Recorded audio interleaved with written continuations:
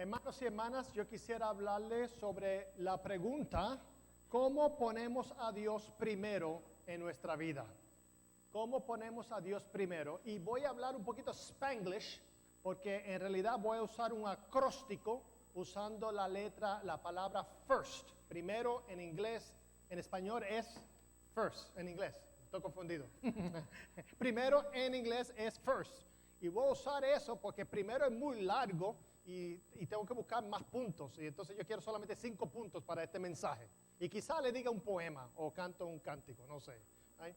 Pero, ¿cómo ponemos a Dios primero en nuestra vida? ¿Sabe de que en las 3 religiones monoteístas, o sea, las religiones que creen en un solo Dios en el mundo, tenemos una cosa en común? Tenemos varias, pero una cosa que tenemos en común es que todas estas religiones, judaísmo, cristianismo, islam, afirmamos los 10 mandamientos. Todas. Y una de las cosas que nosotros podemos afirmar es que Dios ha dado los mandamientos para nuestro bien y no para nuestro mal.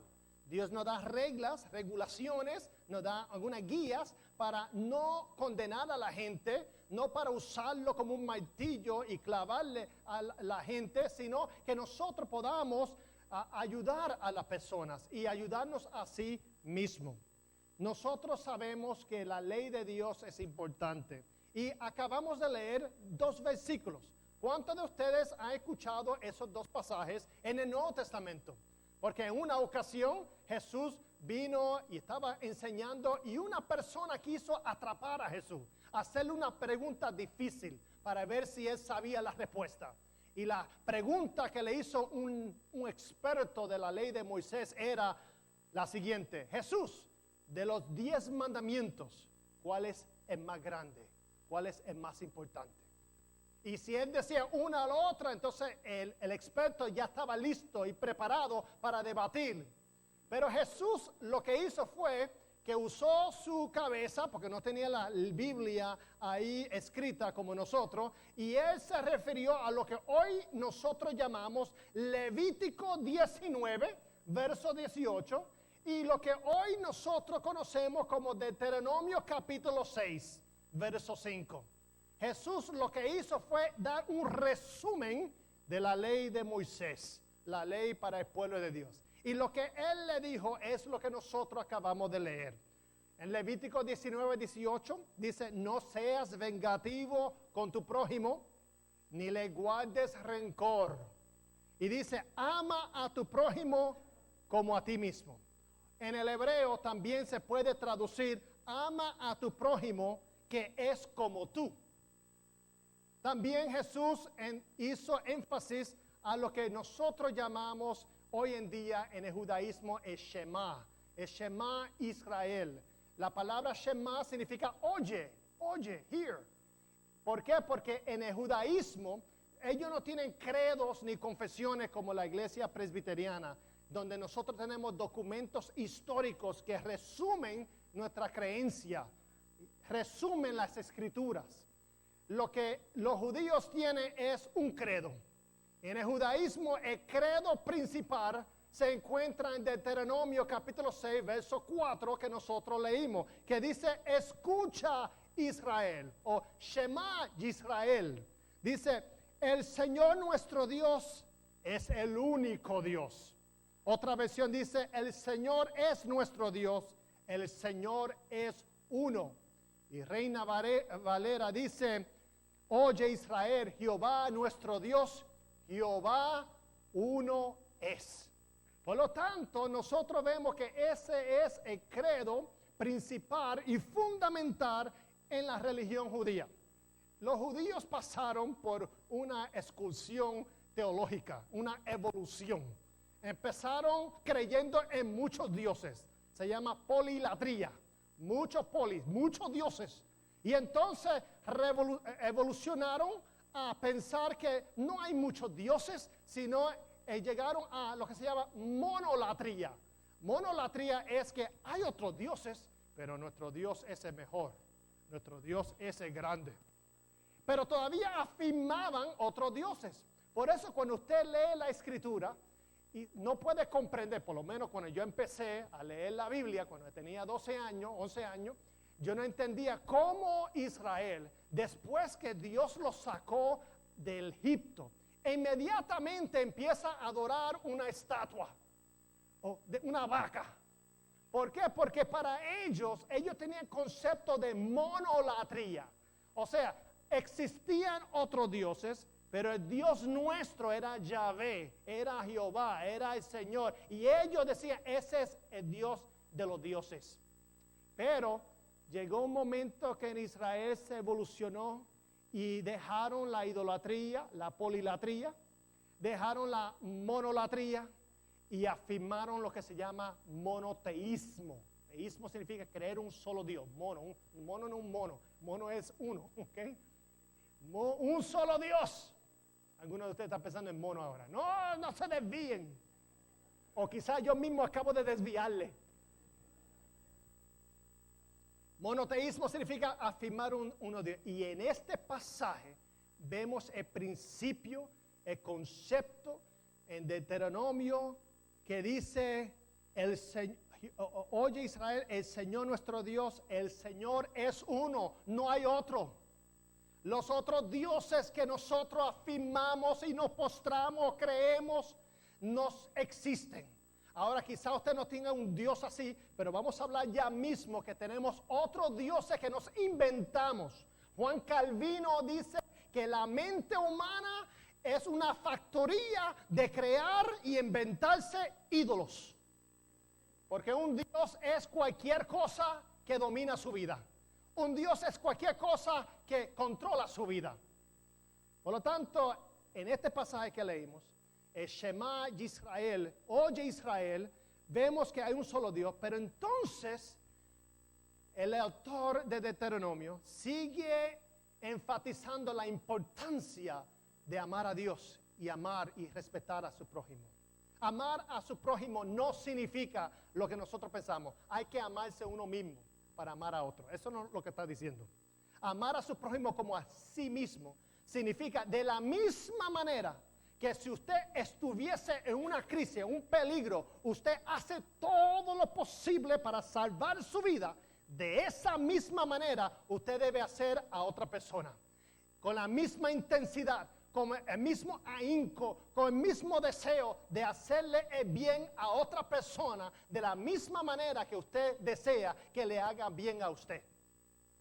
Por lo tanto, aquí vemos que Dios nos recuerda, la ley es importante y nos dice que lo repitamos y que lo aprendamos y que lo compartamos a otros. Mira lo que dice Deuteronomio 6, verso 6. Dice, grábate en el corazón estas palabras que hoy te doy, te mando. En el corazón, se recuerda, la palabra corazón aquí es entrañas, your innermost being, lo intestino, no está hablando de corazón, es la palabra intestinos. Pero se suena más lindo corazón, ¿eh? Corazón. Grábate en el corazón, en lo más interior, estas palabras que hoy te mando. Repíteselas continuamente a tus hijos. Hablas de ella cuando esté en tu casa y cuando vayas por el camino, cuando te acuestes y cuando te levantes.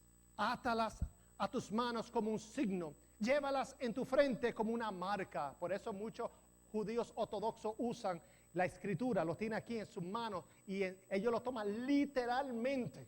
Ellos tienen algo tangible para recordarse la presencia de Dios. Muchos usan yarmulke. Es un símbolo que están conscientes de la presencia de Dios. Nadie en el judaísmo entra a un templo, una sinagoga sin el yarmulke. Hombres, mujeres no. Los hombres, porque reconocen la presencia de Dios. Y dice, escríbelas en los postes de tu casa y en los portones de sus ciudades. Por lo tanto, hermanos y hermanas, Dios nos ha dado estas leyes para nuestro bien. No es para herirnos, sino para ayudarnos. No es para atarnos, sino para liberarnos. No es para castigarnos, sino para protegernos. Ahora, ¿se recuerda cuando usted era niño o niña, o su hijo o su nieto vino visitándole y usted tenía la estufa haciendo un tremendo bizcocho o pastel y le dijo al nieto, no me toque la estufa, porque si toca la estufa te va a quemar. Usted dio esa orden no para hacerle mal a su nieto o su hijo, sino para su propio bien. Ese negativo, no haga esto, no es para dañarnos, sino para nuestro beneficio. Por lo tanto, nosotros sabemos que hay leyes naturales del universo. Y hay una ley, se llama una teoría. La teoría en ciencia no significa un guess. Teoría significa algo fundamental, algo verídico, algo que se ha comprobado. Nosotros pensamos que teoría es como si uno está estimando, pero en ciencia una teoría es algo fundamental en la creencia. La teoría de evolución, la teoría de átomos, la teoría también de gravedad. La gravedad es que si usted se tira de 10 pisos, hay una ley que dice usted va a caer bien caído. Si usted ignora esa teoría, usted va a experimentar algo que se llama fatal. De igual manera, hay leyes espirituales. Y esas leyes espirituales, si nosotros lo ignoramos, entonces nos va a afectar a nosotros. No sé cuántos de ustedes vivieron en los años 60, the 60s, que era la revolución sexual, había mucha la epidemia de droga, había la guerra de Vietnam. Yo no sé porque yo era un bebé cuando yo nací en el 68. Yo tenía 2 años antes del 68. Yo era un bebé. Pero me dicen, y los estudios, y los psicólogos, y aún los psiquiatras decían en ese entonces que lo mejor en la vida es vivir sin fronteras, vivir sin barreras. No es inglés sin barreras, sino vivir sin barreras. Es hacer lo que uno sentía en el momento. Y algunos de ustedes, no es tiempo de confesión o de testimonio, hicieron sus barbaridades. Ahora, en el siglo XXI, los psicólogos y psiquiatras nos están diciendo lo contrario. Nos están diciendo que es necesario vivir con parámetros en nuestra vida. Es importante tener límites en relaciones y también en trabajo y también en otros factores en su vida. Es importante tener parámetros para vivir una vida más segura. Por lo tanto, como primer punto, ¿cuál es la base de la vida? La base de la vida, si volvemos a los 10 mandamientos, que yo se lo enseñé con los 10 dedos, ¿se recuerda? En orden, pero hoy no voy a hacer eso. Sino el número 1 es que solamente hay un solo Dios y no debemos de tener dioses ajenos. Pero los 10 mandamientos, tanto en Éxodo 20 como en Deuteronomio 5, empieza siempre la introducción con una nota de gracia. Hay mucha gente que dice, los israelitas guardaban los 10 mandamientos, pero ellos no conocían la gracia de Dios. Oh, sí, porque los 10 mandamientos empiezan así. Yo soy el Señor, Yahvé, tu Dios. Yo te saqué de Egipto, del país donde era esclavo. Esa es una nota de gracia. Y por lo tanto, lo que sigue es, no tengas otros dioses además de mí. Lo que está diciendo este pasaje es que nosotros guardamos la ley no por obligación, no por temor, no por castigo, no por temor al porvenir. Nosotros guardamos la ley en una actitud de gratitud, porque Dios nos ha salvado, Dios nos ha sacado de la esclavitud, Dios ha sido bueno con nosotros y en respuesta a ese favor inmerecido, en respuesta a esa gracia, nosotros guardamos los mandamientos de Dios.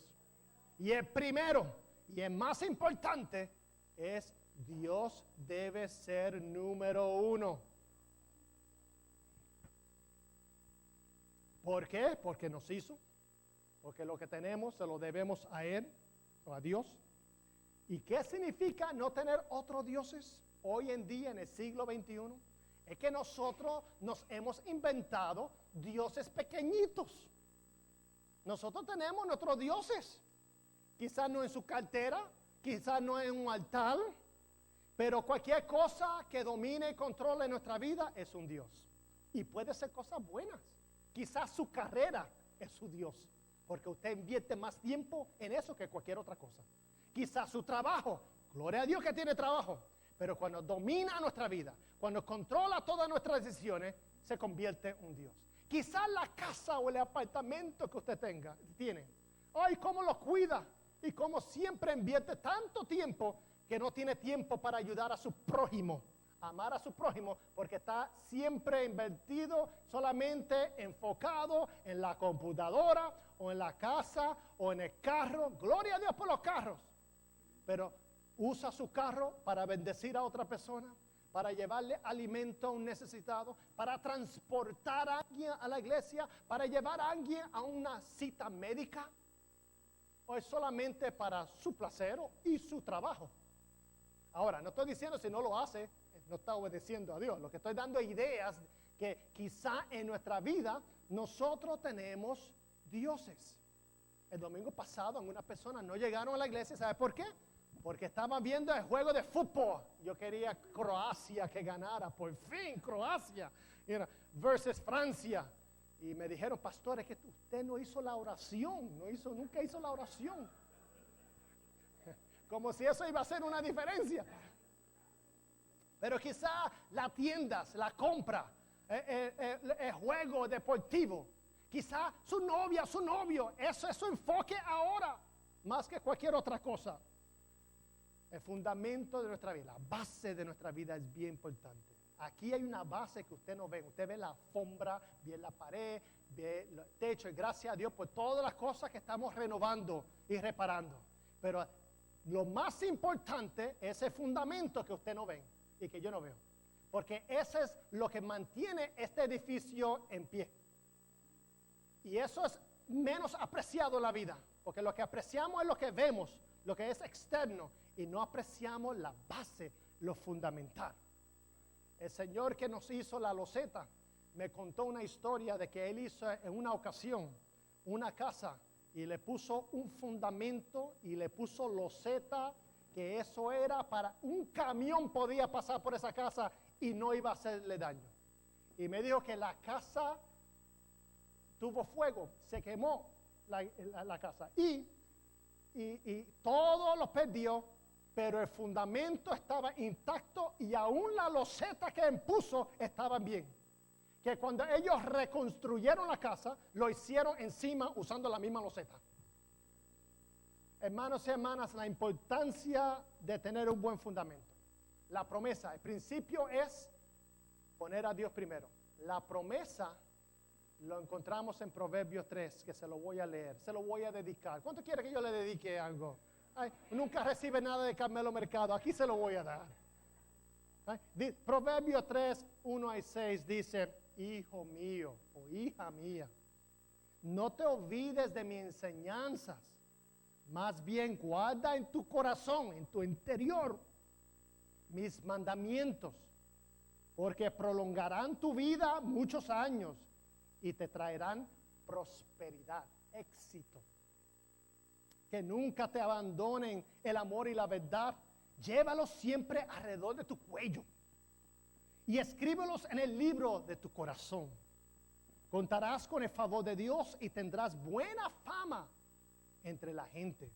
Confía en el Señor, en Yahvé, de todo corazón y no en tu propia inteligencia. Reconócelo en todos tus caminos y Él allanará tus sendas.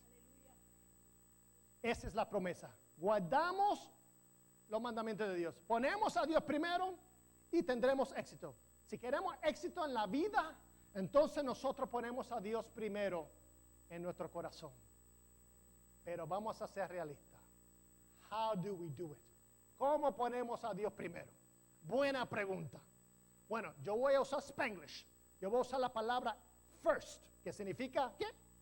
Primero, para darnos un acróstico, 5 puntos, empezando con F. Darle a Dios la prioridad en estas 5 áreas. La primera es bien importante y la más difícil. ¿Sabe cuál es la primera? Ahí va a ver en la pantalla. La primera área de poner prioridad es finanzas. Yo tengo que predicar esto porque a mí me gusta la finanza. Yo tengo una certificación en consejería financiera, planificación financiera. So yo se lo voy a tirar y después me voy enseguida. Quizás no me saluden hoy después del culto. But that's okay. I can take it. Pero lo voy a decir, la finanza es la más difícil de poner a Dios primero. Proverbios 3, 9 a 10 dice, honra al Señor con tus riquezas y con los primeros frutos de tus cosechas, así tus graneros se llenarán a reventar y tus bodegas rebosarán de vino nuevo.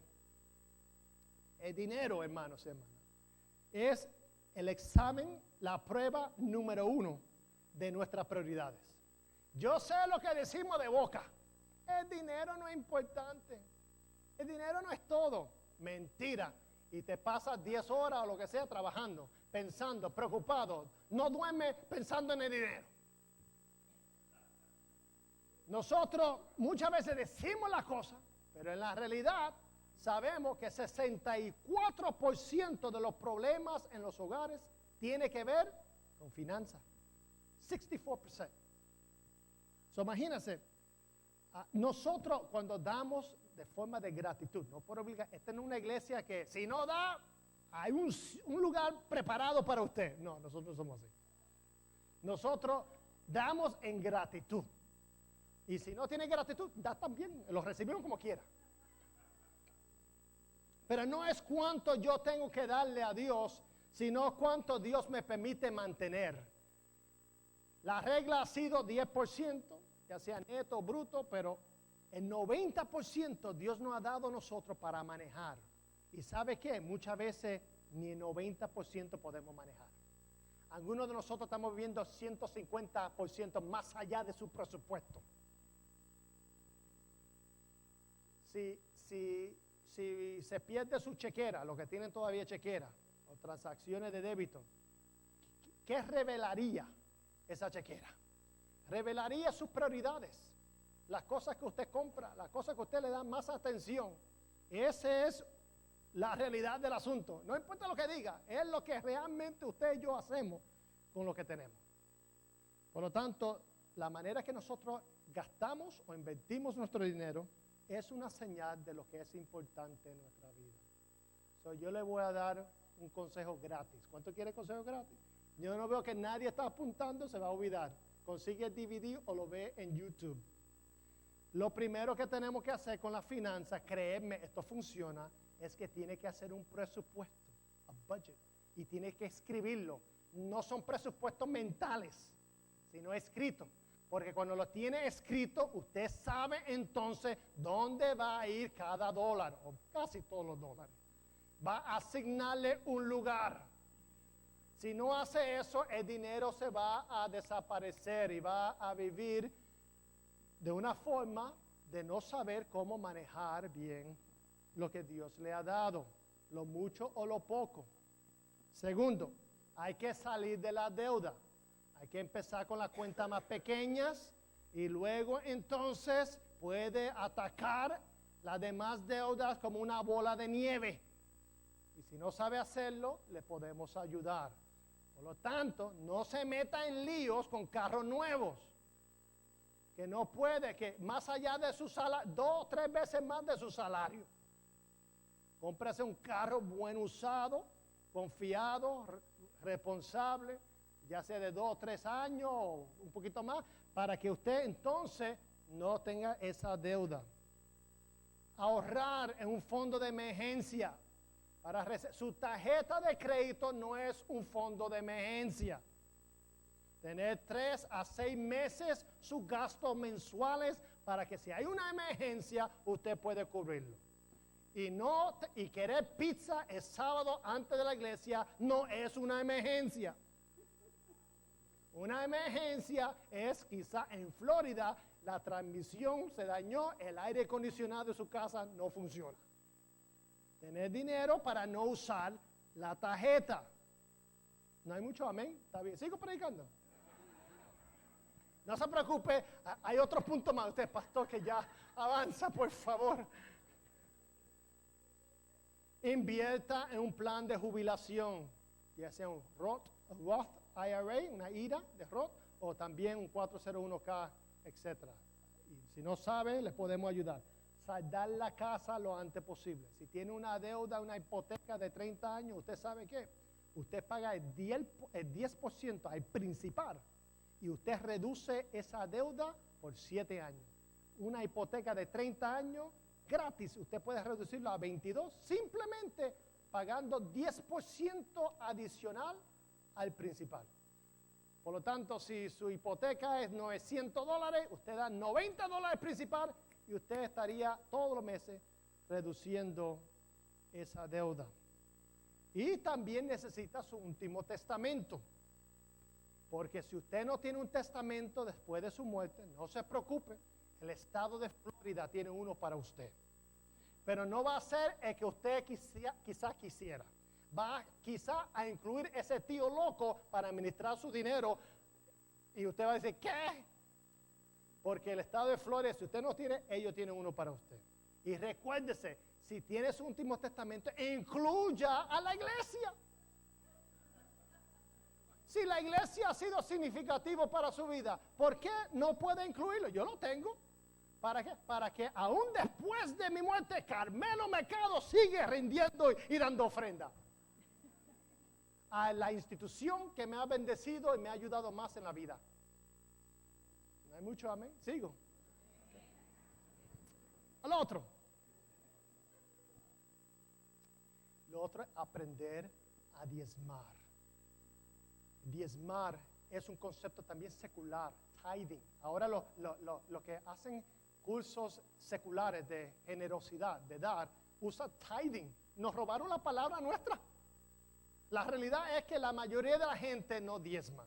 La mayoría de los Estados Unidos dan no más de 2%. No dan 10%. Hay solamente una denominación que da casi el 5%, pero no voy a mencionarla porque todo el mundo se va a ir a esa denominación.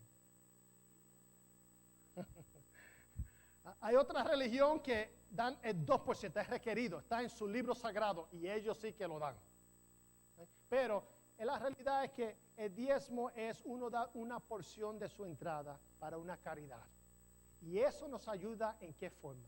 Nos ayuda con lo que nosotros competimos todos los días y se llama el egoísmo, selfishness. Nosotros pensamos en nosotros y el diezmo nos hace pensar en otros.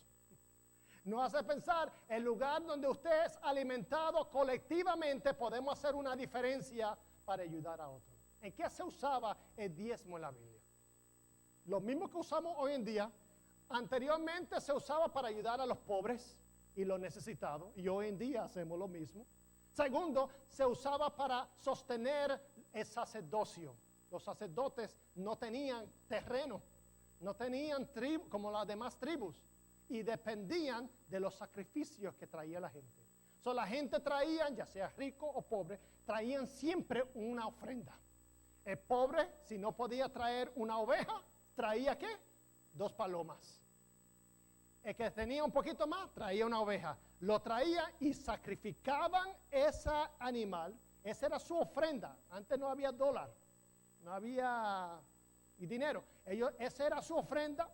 Y entonces ahí el sacerdote, después de quemar la ofrenda, se lo comía.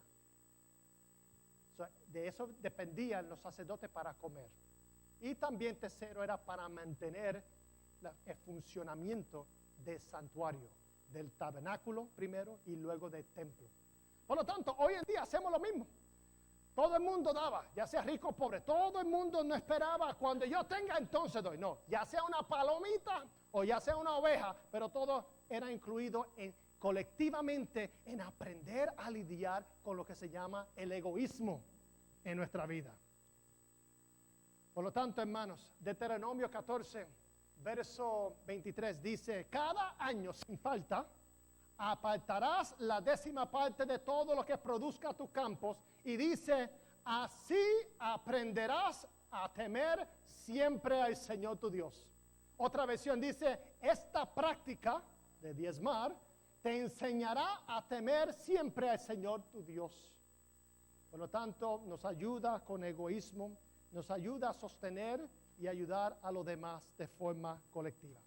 En 1 Corintios, capítulo 16, verso 2, dice, el primer día de la semana, cada uno de ustedes aparte y guarde algún dinero conforme a sus ingresos. Pablo le está enseñando a la iglesia cómo hacerlo. Y mira lo que dice, el primer día. ¿Cuándo? Primer día. Es un acto de adoración.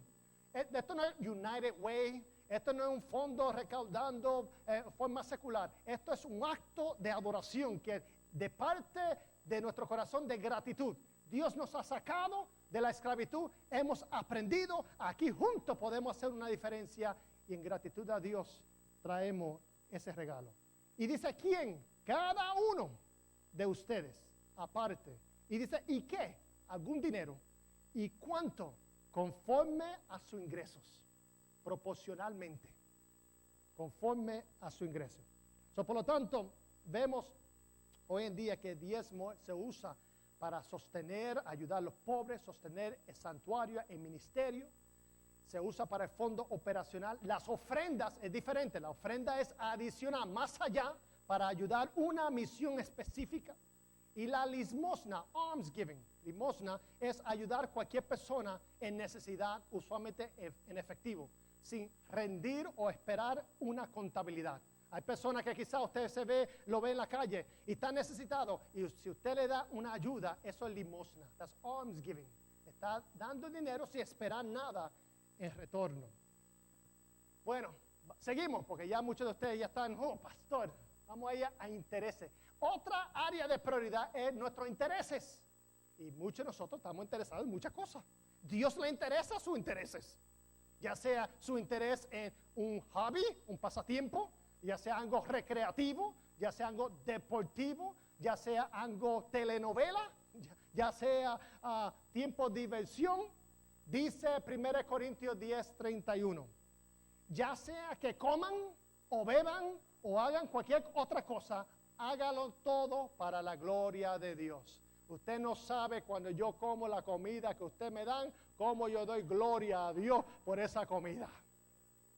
Yo como siempre dando gloria a Dios. Y algunas veces me olvido orar al principio, pero siempre termino dándole gracias a Dios por la comida. Algunas veces el hambre me ataca tanto que empiezo con el cuchillo y yo siempre como con cuchillo, aunque sea arroz chino. Y no necesito ninguna carne, pero siempre necesito mi cuchillo. Y después que como entonces, ay, gracias Señor. Perdóname Señor que no oré al principio, pero ahora te doy gracias. Todo lo que hagamos, todo, ¿qué es? ¿Cómo damos gracias? ¿Cómo nosotros mostramos interés y ponemos a Dios primero? Nuestra actitud de gratitud. ¿Qué es lo que le excita más a usted? ¿Qué es lo que usted habla más? Hay personas que hablan más del chisme de su vecino que hablan a su vecino de Cristo. ¿Qué es lo que a usted y a mí nos agrada más? Por eso dice Efesios 5:19. Anímense unos a otros con salmos, himnos, canciones espirituales. Canten y alaben al Señor con el corazón. Por lo tanto, Dios le interesa su interés. Poner a Dios primero y darle gracias en todo. Si a usted le gusta jugar básquetbol, dale gracias a Dios que tiene manos para usarlo y tirarlo en lo que se llama eso. Eso mismo, la canasta esa. Dale gracias a Dios que tiene ojos y manos para coordinar. Porque yo no sé hacer eso, pero alguna gente juega básquetbol y ahí lo pone detrás, debajo de su pierna y detrás y lo tira. Gracias, su vida entera. En cualquier interés que usted tenga, le da gracias a Dios. Amén. Tercero, relaciones. Dios quiere ser primero en nuestras relaciones. Hay que ser cuidadosos y selectivos en nuestras relaciones. Porque hay un dicho que dice, dime con quién anda y te diré quién eres. La reverenda Maritza Galván en estos días estaba posteando en Facebook un seminario de un doctor Hans de Diet, alemán, pero sabe español y está enseñando, dando una conferencia a pastores y pastoras en México. Y entonces, una cita que ella puso en Facebook que a mí me impactó es el siguiente. Escúchalo bien, en cuanto a relaciones. Entre menos contacto tienes con el enemigo, más fácil se te hace matarlo. Entre menos contacto tienes con el ser humano, más fácil se te hace no escucharlo. ¿Escucharon eso? Cuando nosotros no conocemos personas y simplemente nos dejamos saber por generalizaciones o estereotipos, prejuicios, discriminamos a personas por grupos y no conocemos realmente una cara, conocemos una persona, entonces nosotros es más fácil despedir a esa persona y hablar mal de un grupo, porque en realidad no los conocemos como seres humanos. Y por eso me gustó, entre menos contacto tienes con el enemigo, más fácil se te hace matarlo.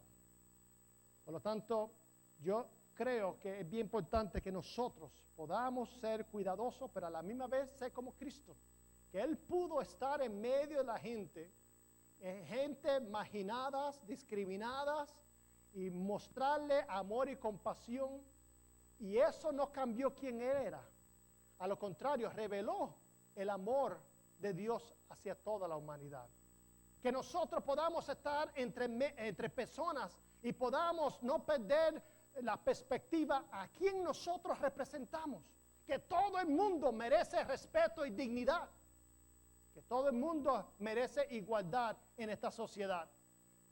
Y cuando nosotros actuamos anticristo y tenemos una actitud contraria, entonces esas relaciones se convierten tóxicas y peligrosas.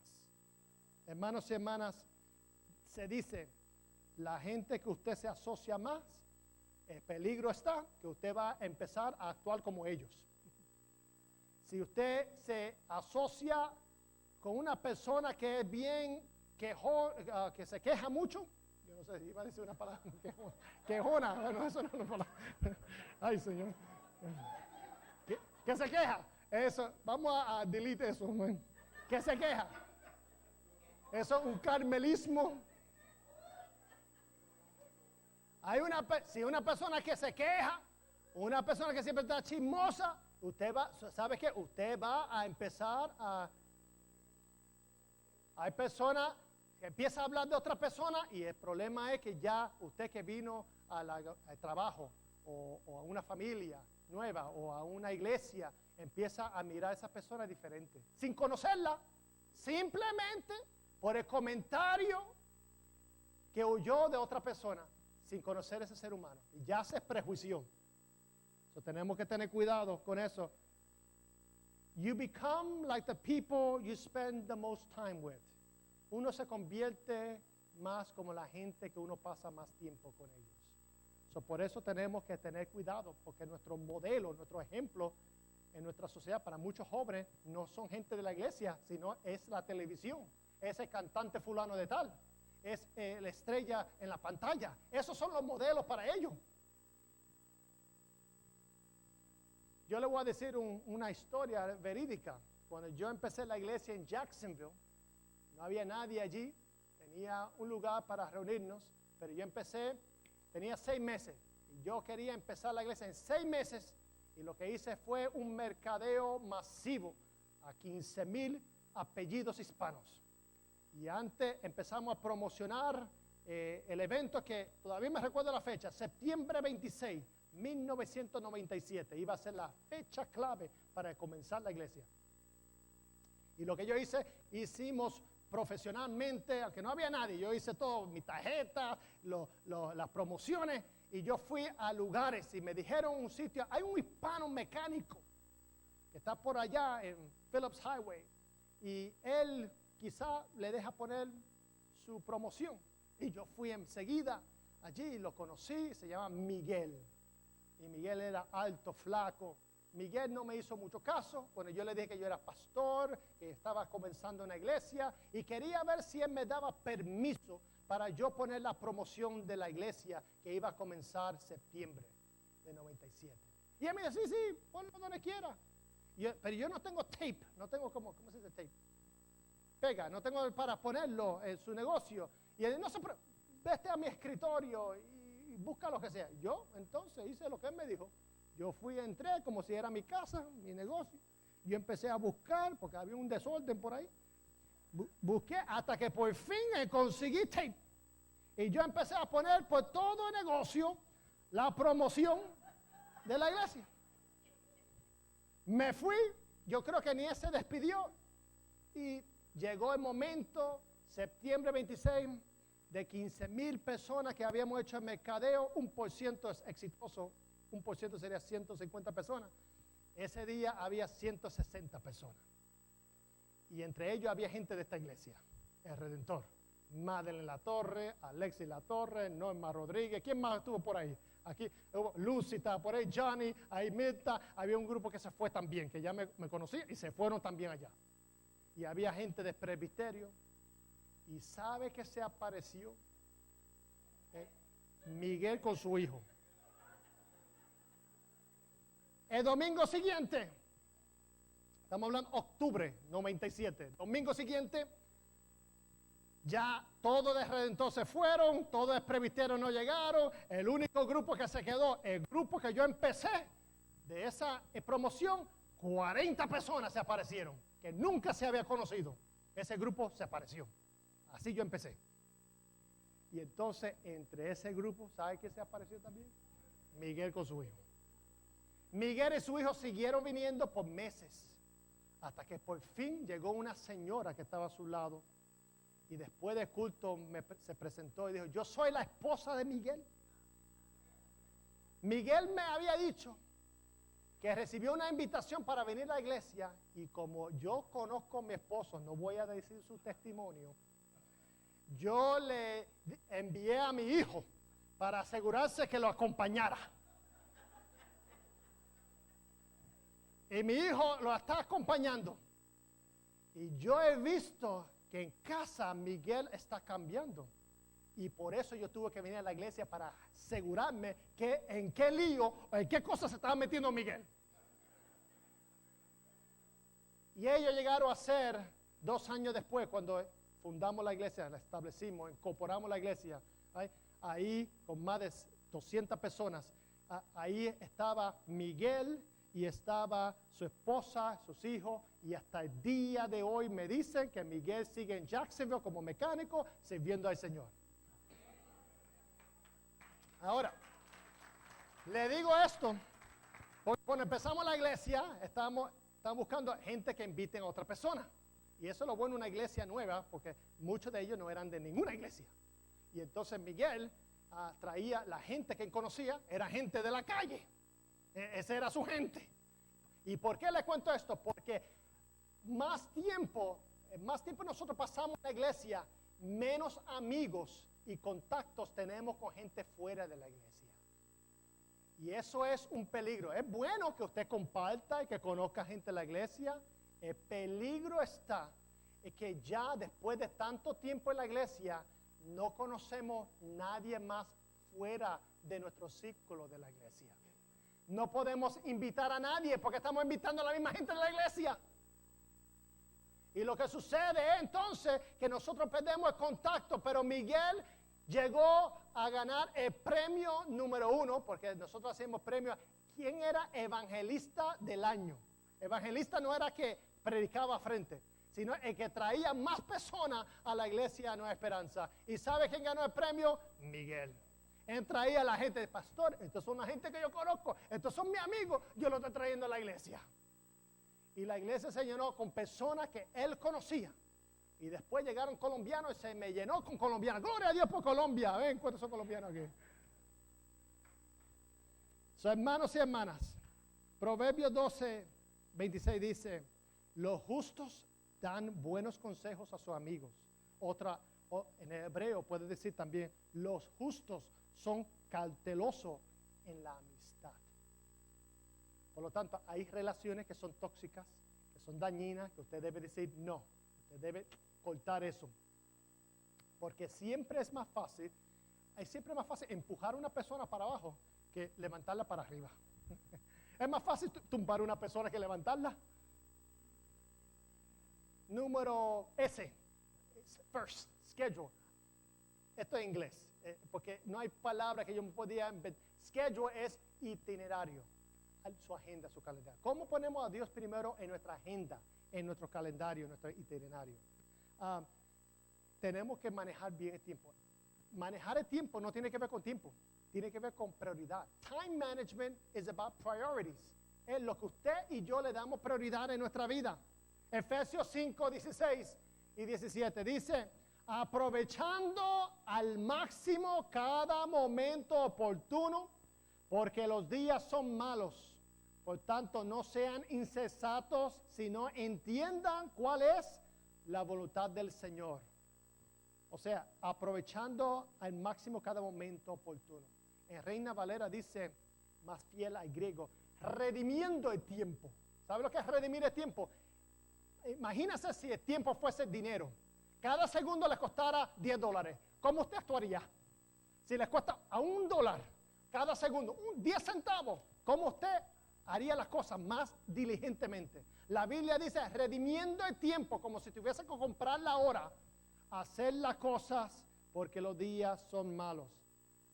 ¿Y cómo nosotros manejamos nuestro tiempo? Es una forma de mostrar prioridad a Dios. Juan Wesley, el gran metodista, no era metodista en su vida, era siempre episcopal, anglicano, pero aquí en América se llama un metodista, y en su vida allá en Inglaterra, pero él nunca dejó la iglesia anglicana, la iglesia de Inglaterra. Pero Juan Wesley habló de los medios de la gracia, the means of grace. Los medios de la gracia es como nosotros nos acercamos a Dios. Y habló de los sacramentos, el bautismo, la Santa Cena. Él habló con oración y meditación, nos acercamos a Dios. Él habló de estudios bíblicos, nos ayuda a reflexionar.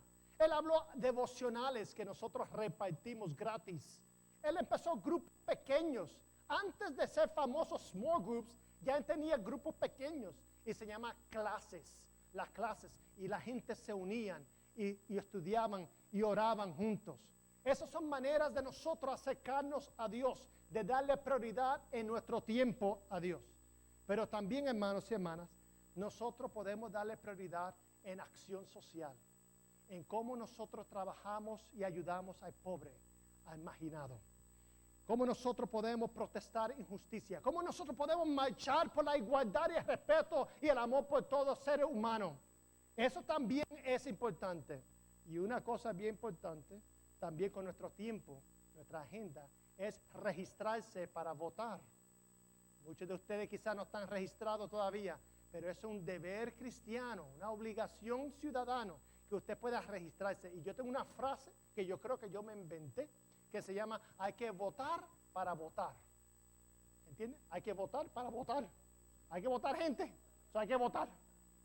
Yo creo que yo debo paternizar eso. Hay que votar para votar. Usted tiene que votar para votar un montón de sinvergüenza que hay por ahí. Y otra cosa, tiempo. Organizarse. Usted tiene que, you gotta get organized. Tenemos que organizarnos. Quizás no como Carmelo Mercado a ese extremo, pero usted tiene que subirle sus facturas. No puede dejarlo al azar, chance, hasta que le envíe el próximo bill. Entonces usted se da cuenta dónde está, qué es lo que tengo que pagar. Usted tiene que organizar, archivar las cosas. Su email, sus documentos. Usted puede crear un folder, un archivo, para que así esté organizado y no tenga 10,000 emails sin contestar, sino organizarse. A mí, si me pregunta un documento, pastor, que un sermón o una enseñanza que usted dio en el año 2003, me toma 3 minutos. En mi celular lo busco y ya yo tengo un folder y ahí lo busco. Y sabe, eso me ayuda a redimir el tiempo. No pierdo el tiempo tratando de buscar un bill de 10 años atrás, o la IRS, el gobierno está detrás de uno para un asunto y usted no sabe dónde están las cosas, porque simplemente no se organiza, pierde tiempo toda la semana y todos los meses. No hay mucho amén. Sigo. Okay, vamos a terminar. Pastor, termine por favor, este sermón tan largo. Yo sé. Es que yo estoy tirando la cosa y me voy corriendo. Todos los días, con su devocional en español e inglés, hay usted, The Daily Bread, nuestro pan, usted empieza su día o termine su día, hay un pensamiento, una oración, y usted puede hacer algo tan sencillo como Martín Lutero, el gran reformador. Él empezaba su día y terminaba su día con el credo apostólico y con el Padre Nuestro. Y una oración sencilla. Le tomaba 15 minutos, y menos. Pero esa era la forma de él empezar su día, el credo apostólico y el Padre Nuestro. Y usted y yo podemos también decir todos los días, Señor, aquí estoy. Quiero revisar mis prioridades. Quiero revisar mi agenda, mi itinerario. Eso mismo. ¿Están despiertos hoy? Quiero, Señor, revisar mi prioridad, mis metas en mi vida. Aquí estoy. Y Jesús hacía eso. Jesús que estaba ocupado.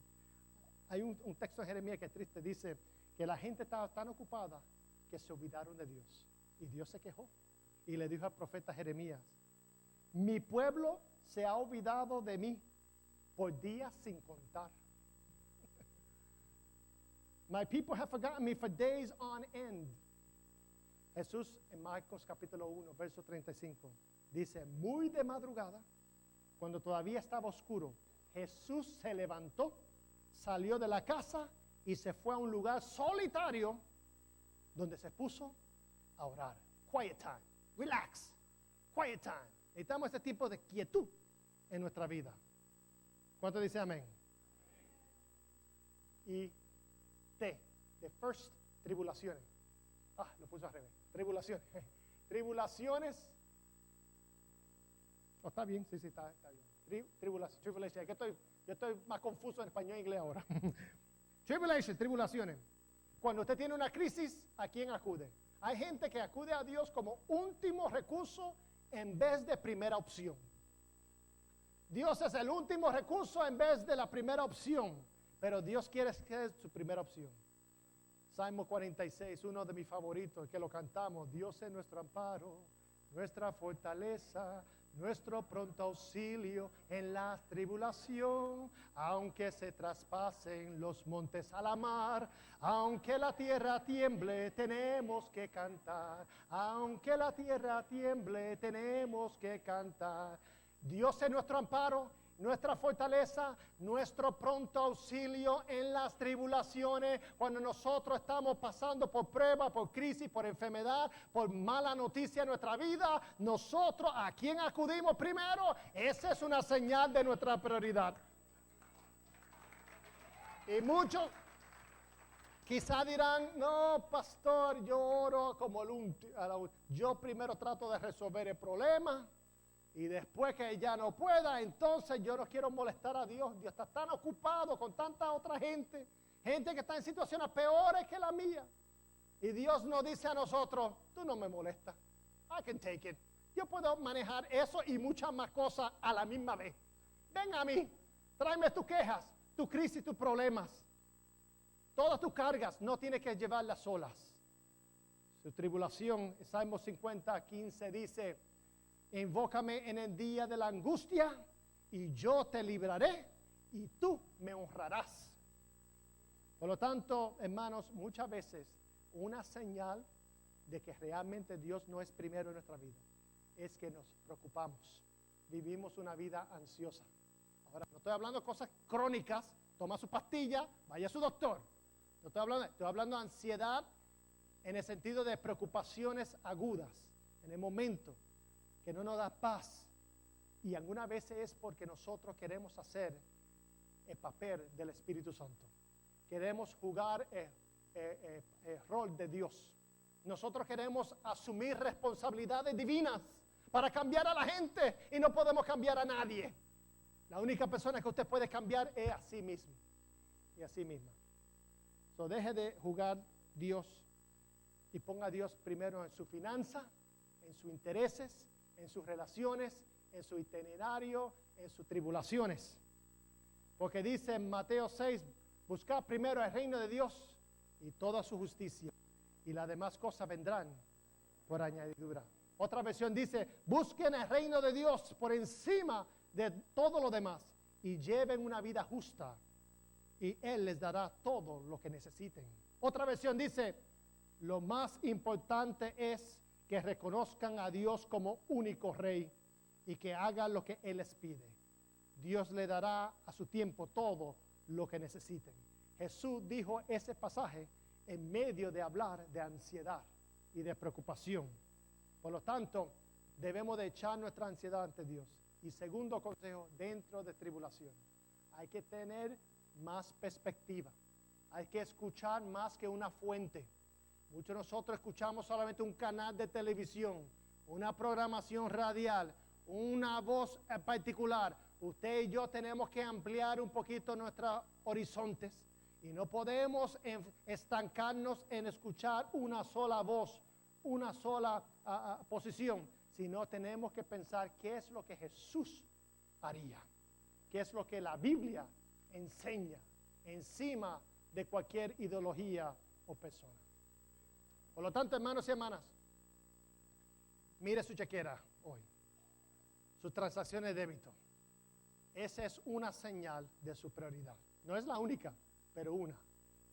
Mire su agenda, su calendario en esta semana y vea lo que usted está dando énfasis. Ahí es una indicación de lo que realmente es importante en su vida. No importa lo que usted diga de boca, es lo que dice su chequera, es lo que dice su calendario. Esa es la realidad de la importancia que le estamos dando a Dios y amar al prójimo como a sí mismo. Josué, cuando ya estaba para retirarse, viejito, ya había llevado a Israel a la tierra prometida. Él le dijo al pueblo de Israel en una despedida, le dijo, pero si a ustedes les parece mal servir al Señor, eligen ustedes mismos a quienes van a servir. A los dioses que sirvieron sus antepasados al otro lado del río Éufrates, o a los dioses de los amorreos, Amorites, en cuya tierra ustedes ahora habitan. Pero por mi parte, mi familia y yo serviremos a Yahvé, al Señor. ¿Cuánto dice amén? Amén. Oremos. Señor amado, en el nombre de Cristo, venimos ante ti y reconocemos que necesitamos ponerte primero, first, en nuestra lista de prioridad. Ayúdanos, oh Dios, a reconocer que sin ti nosotros no podemos vivir plenamente y exitosamente como tú quieres. Tú nos amas incondicional, tú siempre estarás a nuestro lado. Tú no nos dejas aun cuando nosotros te dejamos. Tú nunca nos das la espalda aun cuando nosotros lo hacemos. Pero ayúdanos, oh Dios, a mejorar en nuestro caminar, a reorganizarnos, a reenfocarnos, a ponerte first, primero, en nuestra finanza, en nuestros intereses, en nuestras relaciones, en nuestro tiempo y agenda, y aún en las tribulaciones, que tú seas primero. Oh Dios, más que nunca, te pedimos todas estas cosas, por Jesús nuestro Señor. Tomamos un tiempo para reflexionar y meditar. Quizá usted y yo tenemos que pedirle a Dios que nos ayude, que nos perdones, que nos renueves. Toma un momento para hacerlo ahí, la quietud de su silla.